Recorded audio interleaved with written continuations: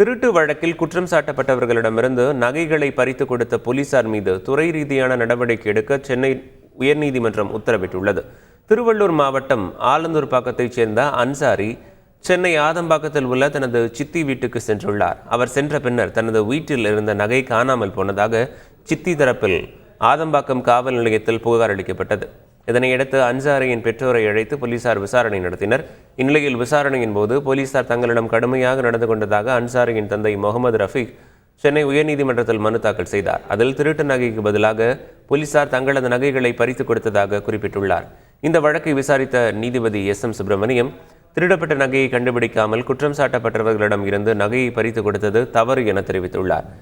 எனவே அப்போதைய ஆதம்பாக்கம் காவல் நிலைய ஆய்வாளர் பிரபு மற்றும் துணை ஆய்வாளர் கன்னியப்பன் ஆகியோர் மீது துறை ரீதியான நடவடிக்கை எடுக்க அரசுக்கு நீதிபதி உத்தரவிட்டுள்ளார். செய்திகளை உடனுக்குடன் தெரிந்து கொள்ள உடனே சப்ஸ்கிரைப் பண்ணுங்க.